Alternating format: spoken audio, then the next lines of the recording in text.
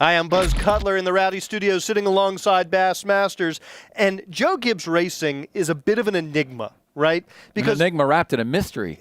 And a conundrum. Indeed. At the end of last season, Denny, one of the fastest guys on the track. Joey Logano had that amazing run over the last, 7 or so races. I don't know if amazing is the right word, but very, very stout. For him, it was pretty amazing. It was definitely looked to be a career-defining role. Kyle Busch was the Kyle Busch we've all come to expect. This season, Denny Hamlin is off. Joey Logano is nowhere, and now Kyle Busch is struggling with speed in the chase.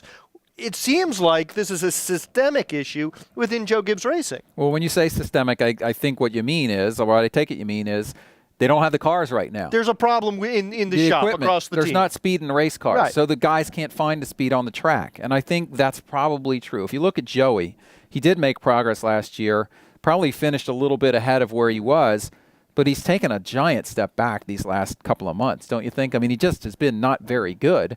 Denny Hamlin, I know he won at Michigan. I know he got into the chase, but we know that Denny hasn't been the same guy. And at some point, there's a lot of talk about Denny and mentally never recovered from Phoenix.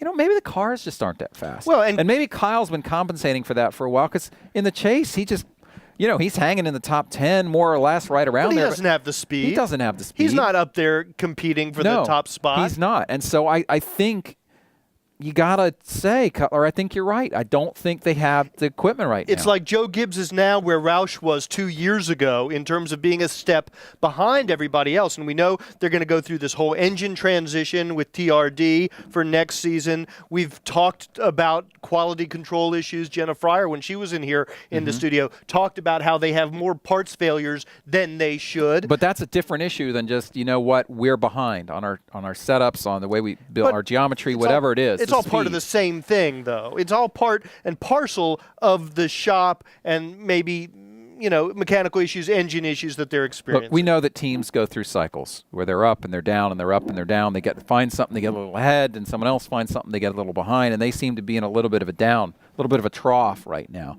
If you looked at Kansas yesterday, what did you see? You saw a lot of Hendrick and Hendrick-powered cars, if you count Tony Stewart, running pretty close to the front and consistently in the top 10 and had a lot of good speed.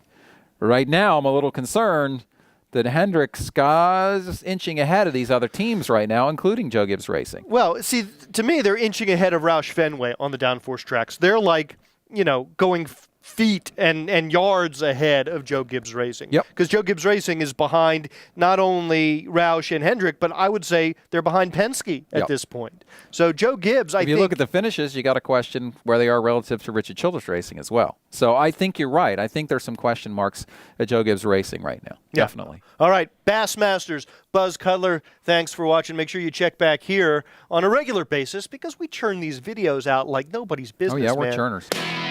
Rowdy.com. We're churners. Big time churners. Not just butter, videos. Oh, no. Video. Say it like it is. Say what like it is? Rowdy.com.